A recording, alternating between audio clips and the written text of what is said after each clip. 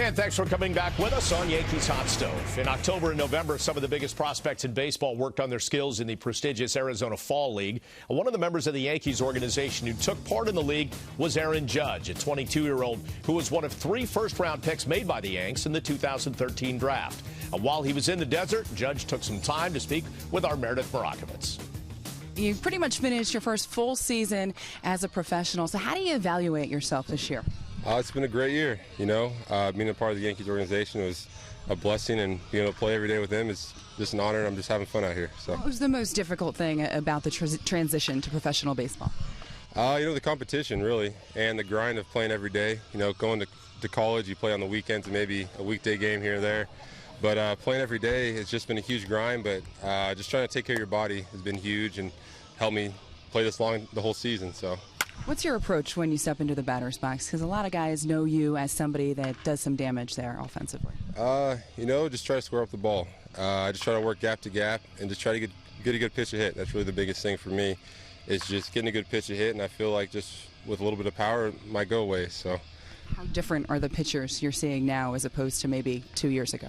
Oh my goodness, man. These guys, this is the best in the game right now in the minor leagues, and a few major league guys. So their stuff's better, they're around the zone, and they throw harder. I faced a few guys 99, 100, and just getting the face it's been pretty fun. I get to see where I stack up and just trying to get myself ready for the next level. When you look at things, can you look back to when you were younger, when you dreamed about this? Is this kind of what you expected it to be? Yeah, kind of. When I look back, I don't know. It's kind of hard to think about, because just growing up as a kid, it was always a dream of mine to play professional baseball, and then also now I get to wake up every day and throw on the pinstripes and be a Yankee. So it's amazing. I'm just really blessed. What's this Arizona Fall League experience been like for you? It's been huge for me, just facing better competition, just kind of getting myself ready for next year, and spring training and stuff like that has been huge for me. I missed my first year with an injury, and being able to come out here and play another extra 30 games has been really huge for me. When you look at what you've been able to do both offensively and defensively, what do you think you need to improve upon to get to the next level? Just really your approach. That's the biggest thing for me, is my approach in the box and my approach hitting, and just sticking to my plan. A lot of times, a lot of people get off their approach and don't really stick with their plan, but that's what I really need to work on, just sticking with it, really. And the off-season will soon come for you. This Arizona Fall League isn't going to last forever. What will you do in the off-season? Relax. That's probably going to be the first thing, is just relax, and then in a couple weeks just start getting it going, because spring training's right around the corner. All right, so you take a look at the Yankees' top prospects according to Baseball America. You see Aaron Judge falls number 2 right behind the right-handed pitcher Luis Severino.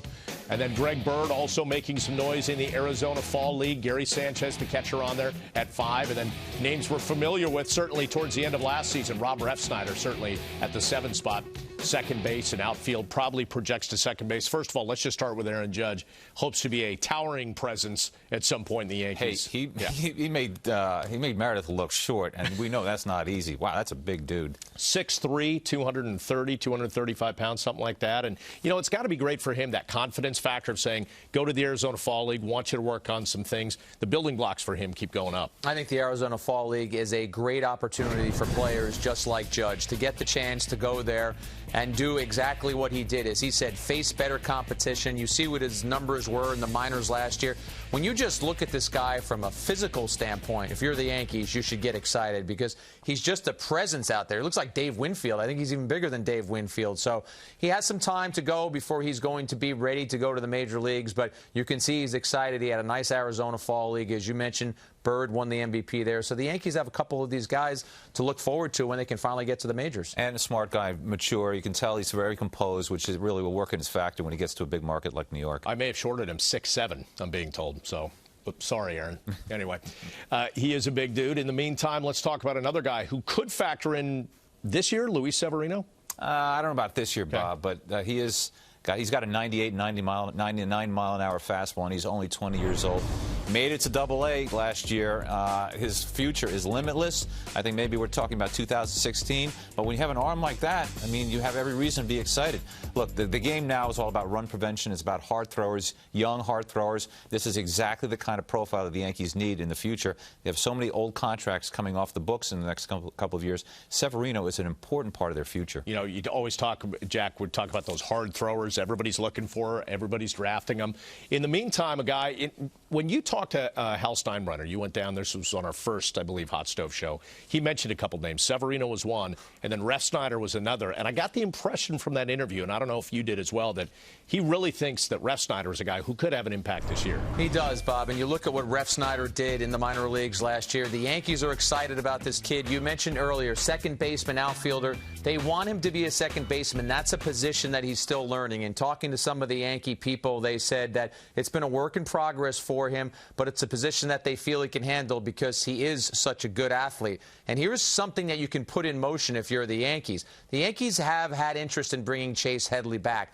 But once Sandoval left the Giants and went to the Red Sox, there is a belief that the Giants are going to push really hard to go after Chase Headley. The Yankees do not want to go to 4 years. Here's what you start to say. Prado becomes your third baseman for the Yankees, and then you have somebody like Refsnyder who you could slide over and be your second baseman. And you're right about Hal Steinbrenner. When I did interview him, he said one of the things he wants the Yankees to focus on is to have more of that infusion of youth, get more young players at the major league level. Well, of course, they can only get to that level if they've proven that they're ready to conquer that level. And that's why I think the Yankees would be in good shape if you go to spring training, let Refsnyder try and win that second base job. Jack, you're right. I mean, your scouting report is right. He did struggle a little bit learning second base, but you know what? He's the best hitter in the farm system right now. He's the best offensive prospect. I think he's really worth the look, especially if Headley doesn't come back. You put Prado at third, as Jack said, and you let this kid try and win second base. He just might do it. I talked to him in spring training, and Bob, from that interview, said about Judge, about how Judge seemed very composed.